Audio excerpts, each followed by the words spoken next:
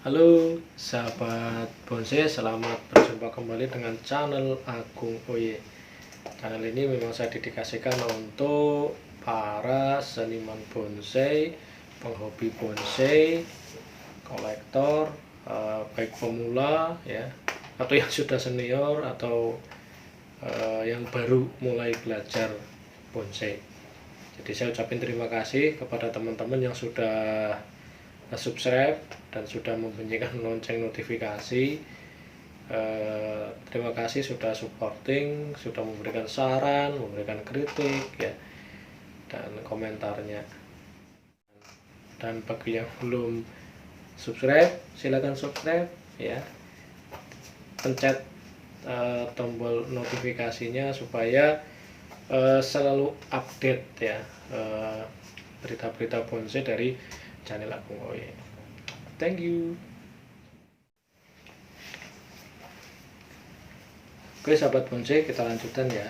Jadi kali ini tema kita adalah seputar bisnis bonsai ya. Jadi kalau selama saya kemarin keliling ya, dari satu teman ke teman yang lain, fokus kita hari ini akan saya coba nih ya, menyimpulkan beberapa perjalanan saya kemarin ya, ngobrol, diskusi kecil, dan berbagi ilmu ya tentang bisnis bonsai. Karena bagi saya bisnis bonsai ini hal yang sangat menarik ya, karena mungkin di luar sana ada beberapa teman yang memiliki niat untuk terjun ke dunia bisnis bonsai tapi masih ragu ya. Ada beberapa pertanyaan yang mungkin masih mengganjal di hati ya ketika teman-teman itu mau memulai bisnis bonsai ya. Jadi pertanyaannya itu sangat mendasar banget ya. Contoh ya, yang paling banyak diutarakan itu, apakah bisnis bonsai itu masih prospektif ya, prospek ya, masih menjanjikan kedepannya nih mas gitu ya, masih menjanjikan atau enggak nih bisnis bonsai. Karena kadang orang berbisnis itu sama dengan berinvestasi ya. Jadi itu kalau dalam dunia ekonomi, dengan modal yang sekecil-kecilnya mendapatkan pendapatan penghasilannya sebesar-besarnya, itu semua orang udah lumrah ya, kepengennya ke sana. Enggak prospek gak nih bonsai? Kalau nggak prospek, nggak usah dah kan gitu ya. Itu pertanyaan pertama. Terus pertanyaan kedua, seberapa besar modal yang harus kita miliki ketika kita mau berbisnis bonsai ya. Jadi banyak temen itu ragu, aduh saya punya uang sedikit bisa nggak ya bisnis bonsai, atau saya punya uang banyak tapi saya mau invest ke bonsai takut karena ini masalah uang. Nah ini dilematis juga. Terus pertanyaan selanjutnya, dari mana ya, atau bagaimana nih saya mau mulai bisnis bonsai, karena saya bingung ya kan. Mungkin duit udah ada ya, sarana prasarana ada, lahan ada, ini segala macam ada, tapi masih bingung saya mau mulai dari mana nih bisnis bonsai ini ya. Jadi beberapa pertanyaan itulah yang akan saya coba ya pada kali ini untuk kita analisa ya, semuanya kita analisa. Mudah-mudahan dari apa yang kemarin saya simpulkan ya, perjalanan saya ngobrol dengan teman-teman ini memberikan satu analisa, yang memberikan satu masukan supaya nanti dari pertanyaan menjadi satu keputusan, oke, saya mau berbisnis bonsai, atau oke, saya tak mundur dari bisnis bonsai ya. Jadi jawaban ini nanti terserah kepada teman-teman ya yang menyaksikan video kali ini. Karena video kali ini bukan tutorial, juga bukan menggurui atau apa enggak. Ini hanya sebatas analisa saya dari apa yang kemarin saya liput dari beberapa teman yang memang berkecimpung di dalam bisnis bonsai. Jadi itu ya sebagai satu opening. Mudah-mudahan pertanyaan-pertanyaan itu nanti bisa terjelaskan dengan gamblang. Thank you. Kita ke pertanyaan yang pertama tadi ya. Kita bisa bicara masalah prospek ya. seberapa menjanjikannya prospek bisnis bonsai. Pertanyaan ini bisa dibilang berat ya, karena ketika saya menjawab nanti seolah-olah mengarahkan ya, karena ini sangat relatif banget ya. Prospek atau enggak, ini nanti dikembalikan ke teman-teman. Kenapa? Ini relatif. Jadi gini, kalau saya amati ya dari media ya, entah itu kalau saya sering kita melihat Facebook dijual beli dan segala macam, dan saya sering langsung di TKP ada beberapa transaksi yang fantastis ya, nilainya bukan 100-200 ya, tapi juta bahkan puluhan juta ya, hampir mendekati ratusan juta, itu banyak ya. Jadi kalau dibilang prospek, bagi saya sangat prospek ya, sangat prospek, masih terbuka lebar ya. Jadi pangsa pasar masih terbuka lebar. Jadi hobi bonsai ini kalau menurut saya ketika untuk investasi ya masih ya bisa menjadi satu solusi ya ke arah masa depan. Nah, cuma ya ketika prospek terbuka lebar ini ada beberapa tahapan, ada beberapa hal yang harus diperhatikan. Kenapa? Nggak semua orang bisa membaca prospek ini, nggak semua orang bisa melihat prospek ini, atau nggak semua orang bisa mencapai prospek itu ya, sampai ke titik bahwa bonsai itu menjadi bisnis yang menjanjikan. Apa saja yang harus diperhatikan, kita lanjutkan videonya. Thank you sahabat bonsai.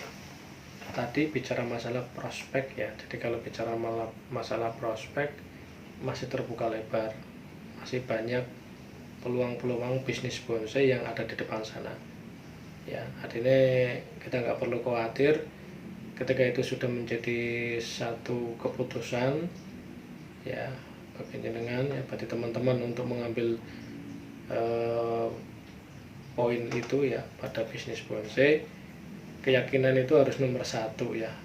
Di balik keyakinan itu harus ada usaha dan kerja keras, dan banyak belajar kepada senior-senior yang sudah mendahului ya, berhasil pada proses bisnis bonsai, supaya nanti pada bisnis bonsai ini sirkulasi ya, modal itu bisa lancar, bisa menghasilkan satu profit atau keuntungan. Detiknya nanti kita uraikannya. Terus yang pertanyaan berikutnya adalah modal. Seberapa modal? Nah, ini juga penting, dan ini menjadi satu kendala yang luar biasa, karena modal ini luar biasa. Bisnis bonsai itu memang butuh modal, tapi bukan berarti orang yang punya modal atau orang yang punya uang pun bisa terselesaikan masalahnya pada bisnis bonsai. Jadi kesimpulannya kalau saya amati ya, bahwa modal itu penting tidak penting ya. Artinya ketika teman-teman dengan modal terbatas itu bukan berarti tidak bisa bisnis bonsai, atau ketika modal banyak tidak bisa memanajemen juga menjadi satu masalah. Jadi modal ini memang satu hal yang unik ya. Jadi kalau bisa dengan modal ini harus pandai-pandainya teman-teman itu memanage ya. Misal kita bicara masalah teman-teman yang baru mulai, atau teman-teman yang bisnis bonsai dengan skala kecil ya, lahannya sempit ya, sehingga modalnya nggak bisa banyak-banyak, circle-nya juga banyak, dan itu bisa jalan pada skala kecil. Dan pada skala besar pun sama ya, teman-teman dengan bermodalkan besar otomatis ya, karena modalnya besar otomatis sirkulasinya besar, pendapatannya juga besar. Cuma apakah semudah itu? Nah, kita lihat videonya selanjutnya ya. Thank you. Pertanyaan berikutnya adalah bagaimana kita harus memulai dan apa yang harus kita persiapkan. Nah, ini yang paling berat. Saya banyak melihat teman-teman ya yang baru mau usaha bonsai itu terkendala di hal ini ya. Terutama bagi teman-teman yang sudah punya lahan, punya modal, punya dan segala macamnya, artinya persiapan nggak ada masalah, tapi masih bingung gitu ya. Ini mau jalan yang bagaimana kan gitu lah. Ini yang paling penting ya kan, karena nanti bagi pemula yang mau mulai bisnis bonsai ini ya memang banyak hal ya, teknis dan non teknis yang harus difahami dulu ya, pada risikonya, pada manajemennya ya, pada pangsa pasarnya, teknik penjualan dan segala macam, masih banyak ya. Cuma ketika kalau kita berkutat di situ hanya mikir dan mikir, ini juga tidak baik. Artinya sesuatu yang akan kita capai ya pada pencapaian bisnis bonsai ini, jelas awal itu adalah yang harus dilewati adalah pada pengorbanan dan keputusan untuk mengambil alih bahwa siap berkorban. Ini nggak semuanya orang punya nyali. Kadang orang lebih siap untuk beruntung daripada merugi. Nah ini ya, jadi kalau bahasa pahitnya, nggak semua orang mau dengan pahitnya ya, padahal bisnis bonsai ini luar biasa. Tapi kalau berhasil pun dan Anda bisa menyelesaikan permasalahan ya dengan berbagai macam pengorbanan, hasilnya juga luar biasa. Ada banyak teman yang dari bisnis bonsai itu menghasilkan sampai bisa beli motor dan menyekolahkan, menguliahkan anak, dan bisa bikin rumah, bisa untuk keseharian dan segala macam. Itu karena apa? Dari mana memulai dan apa yang dipersiapkan udah ya diterabas ya. Jadi pertanyaan itu nggak bikin jadi ciut nyali ya, tapi menjadikan satu pemicu seharus bisa. Nah berawal dari itulah ya, bisnis bonsai itu bisa berjalan hingga mencapai titik finansial yang bisa kita nikmati. Jadi bisnis bonsai ini tadi kalau bicara masalah menjanjikan, iya menjanjikan. Nah ketika jenengan mau ambil porsi menjadi bagian jadi bisnis bonsai, ini catatan dari saya, putuskan dulu ya bahwa teman-teman itu mau berprofesi sebagai apa dengan bonsai ini ya, dengan bisnis bonsai ini. Karena nanti dengan profesi ini teman-teman itu nyamannya di daerah mana, di zona yang mana ya. Pertama ya, kita menurut catatan saya pada bisnis bonsai ini, profesi yang pertama adalah petani bonsai atau pembudidaya bonsai ya. Jadi petani bonsai atau pembudidaya bonsai ini memang fokus ya, dari dunia bonsai ini dia ambil menjadi seorang petani ya. Ini sama istilahnya dengan petani seumumnya ya, cuma di sini yang menjadi fokus adalah bonsai. Jadi yang dia budidaya, yang dia olah ya dari bahan ya, itu adalah bonsai ya. Entah itu bonsai apapun ya, itu dari mulai bibit ya, dengan bagaimana dia teknik perbanyakannya, pembesarannya ya, dari mulai cangkok ya, stek, dari biji ya, dan segala macam teknik dari perbanyakannya, pemeliharaannya.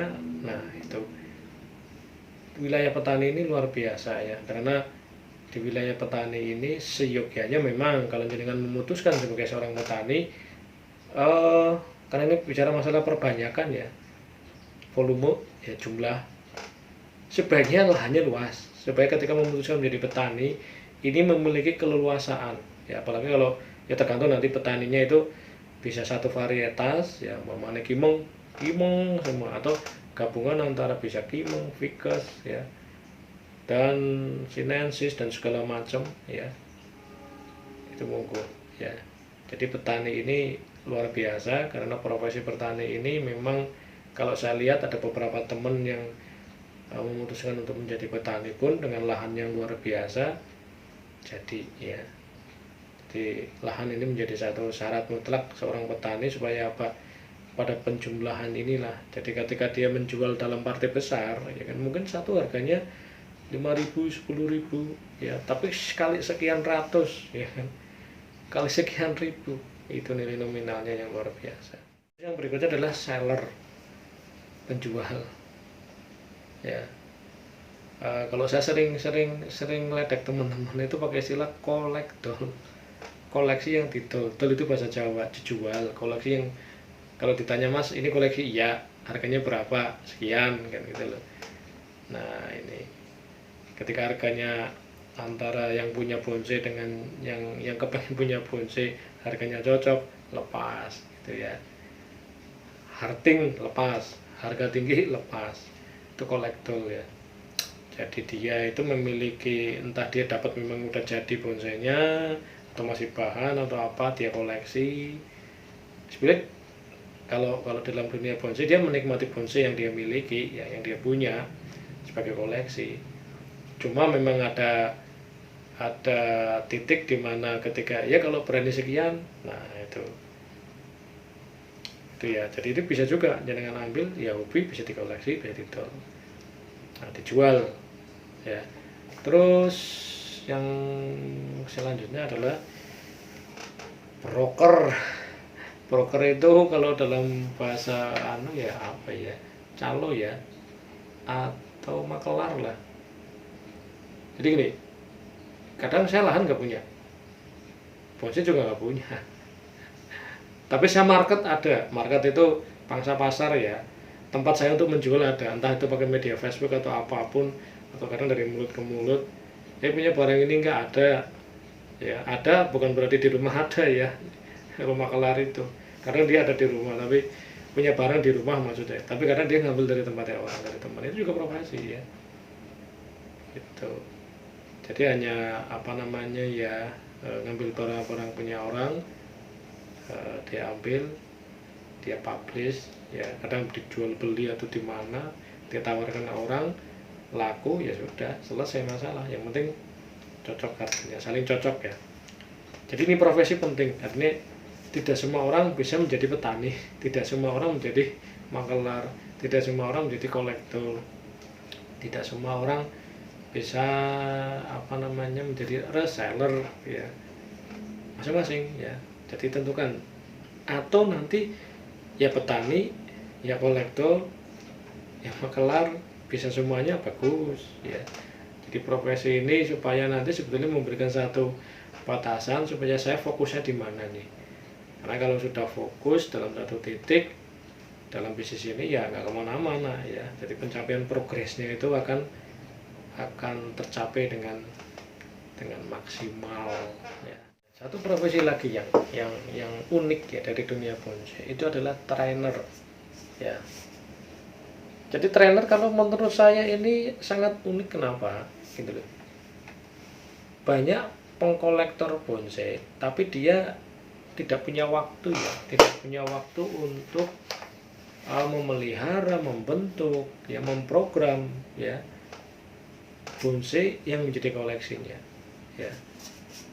Atau ada kolektor yang nggak punya wawasan untuk bagaimana supaya bonsainya itu terawat dengan baik ya, dibentuk dengan baik, perantingan, percabangan, perakaran ya pada programnya. Nah ini kan butuh orang lain ya. Nah ini wilayah ini menjadi satu ladang bisnis juga, namanya trainer. Nah trainer itu kalau menurut saya itu ada dua jalur. Kalau satu jalur edukasi ya, dia memang ada jalur, kalau saya baca di literasi di media elektronik itu memang ada ya yang buka sekolah bonsai. Dari sekolah itulah dia belajar.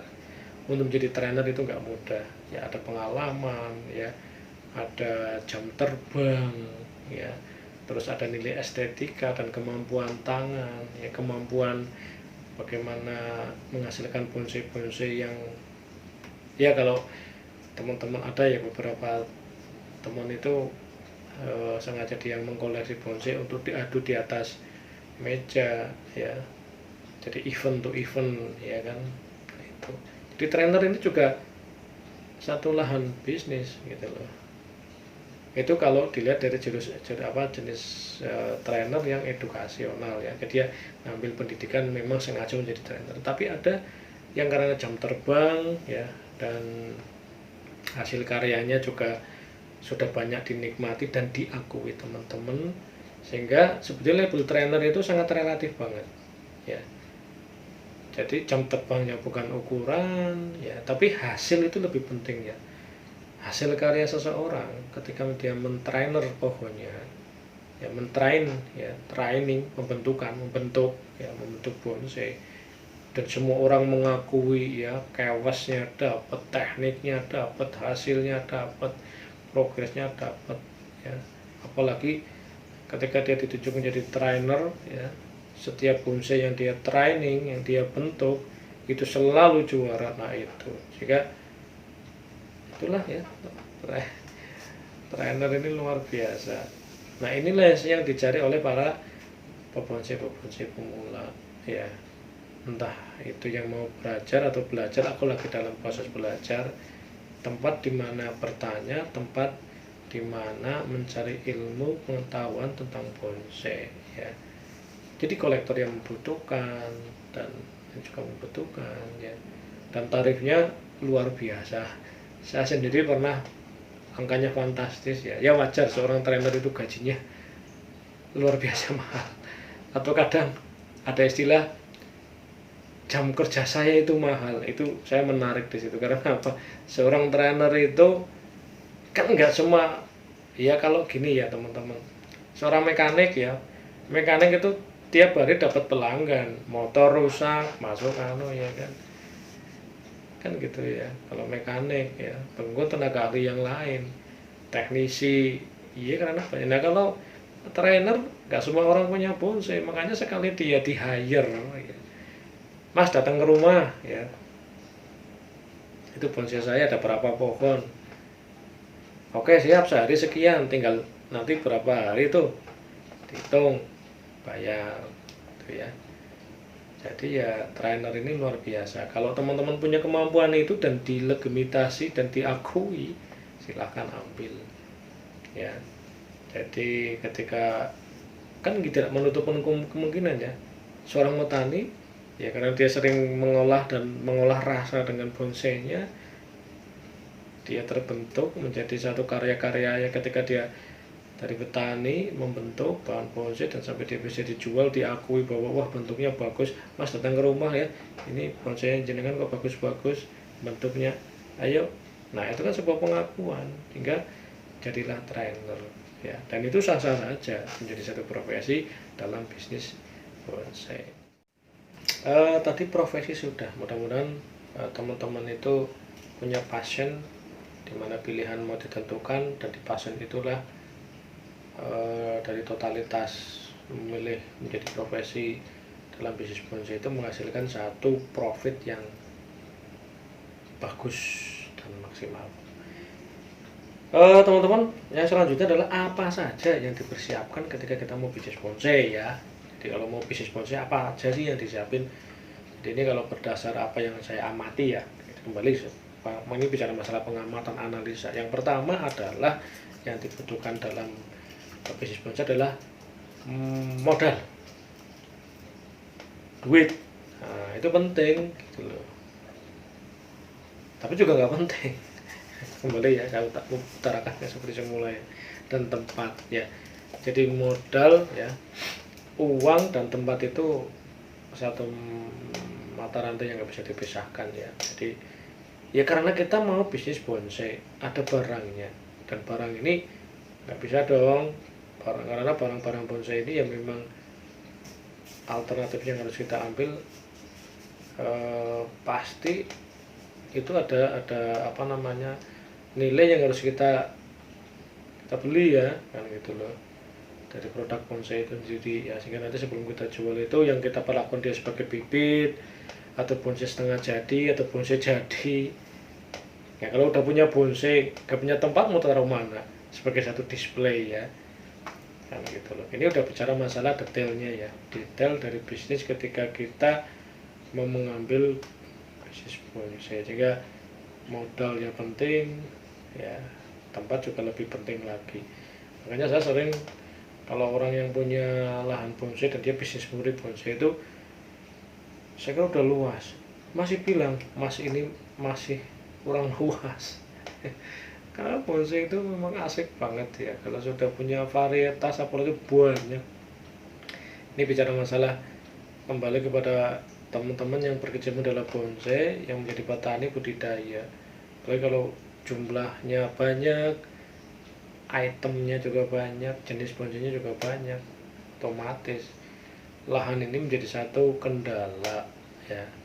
Seberapapun lahan ya masih kurang, seberapapun dana ya masih kurang.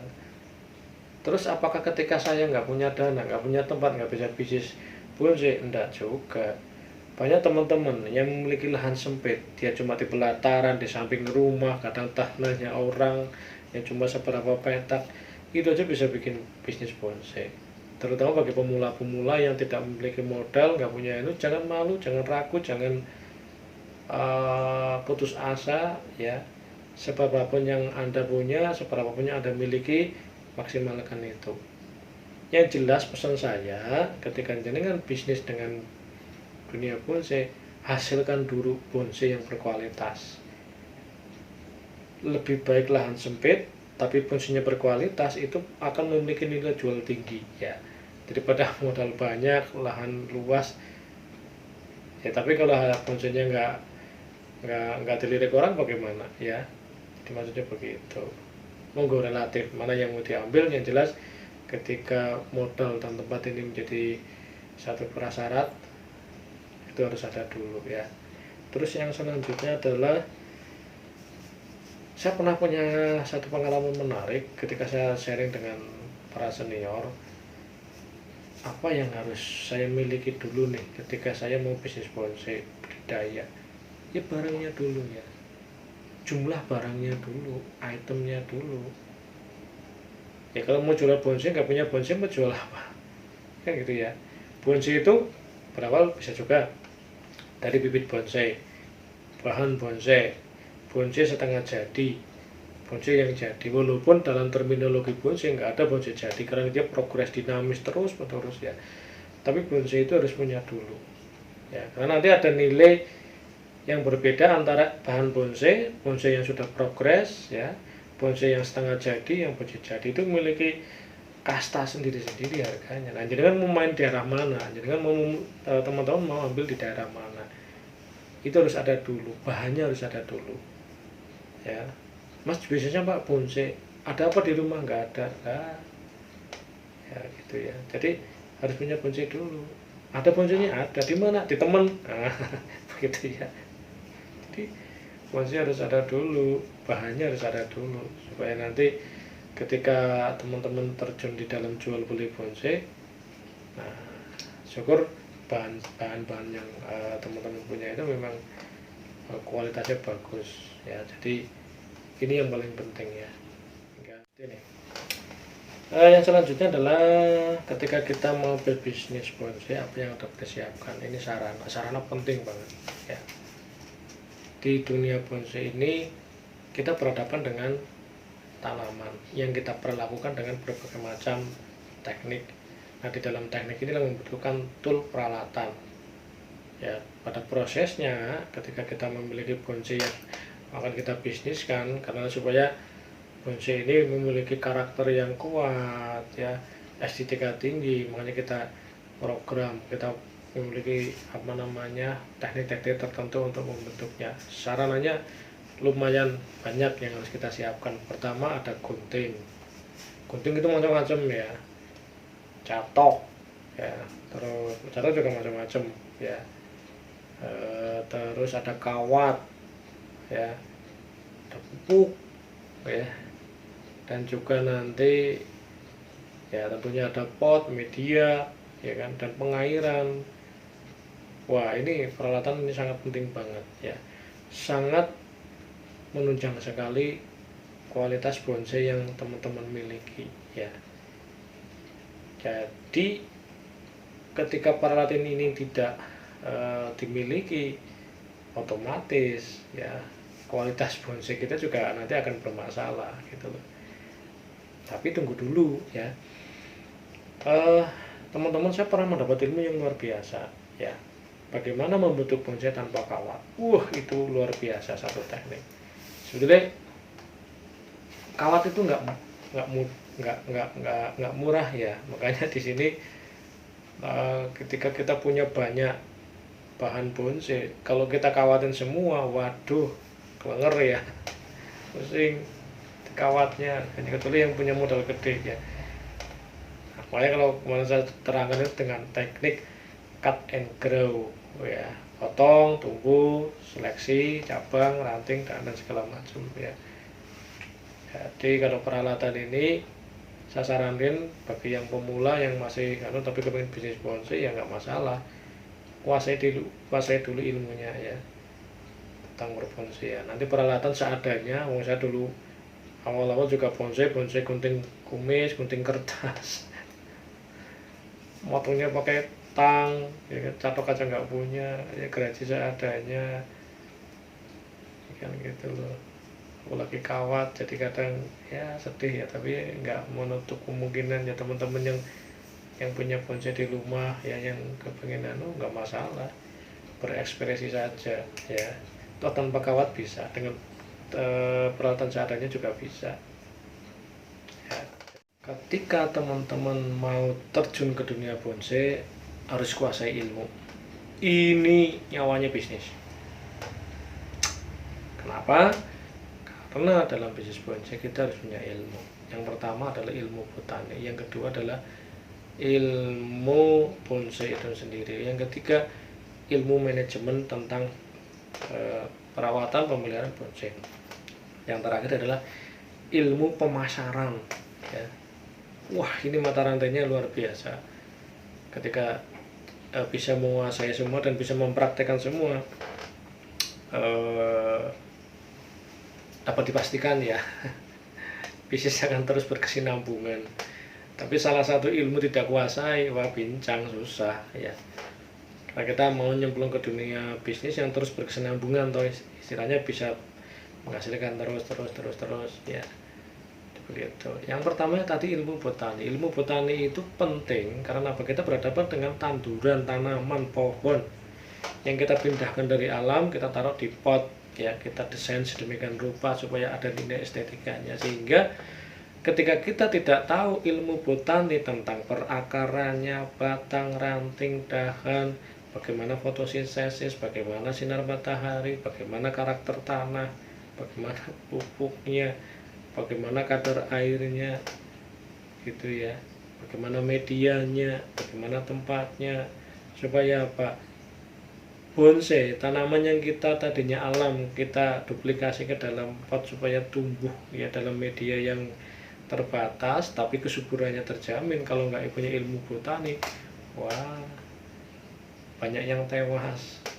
Di pengalaman saya di awal-awal, karena tidak tahu ilmu botani, masalah yang paling mendasar itu akar. Banyak kesalahan saya di akar ya, entah itu tidak poros, entah itu kurang pupuk, entah itu banyak hal ya. Ilmu botani ini penting. Nah, terus pertanyaannya apakah harus belajar dulu dari? Enggak juga. Pengalaman itu guru yang terbaik ya. Jadi sekali kita belajar teman yang sudah berhasil, kita praktekkan di rumah, itu sebuah pengalaman. Ya, nanti pengalaman tentang akar, tentang daun, itu seiring perjalanan waktu. Nah itu ya, ilmu ini penting botani. Yang kemudian ada ilmu tentang bonsai itu sendiri.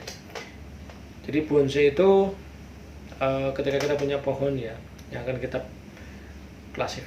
klasifikasikan menjadi sebuah tanaman bonsai, ini nggak mudah. Karena apa? Kita harus memiliki kemampuan ilmu teknik-teknik tertentu. Tentang apa? Tentang pruning, cutting, wiring, itu pengawatan ya kan, pressing akar, pressing dahan ya kan gitu ya, tentang bagaimana pemilihan perantingan ya, seleksi, pembentukan. Wah luar biasa, ilmu ini penting. Karena apa?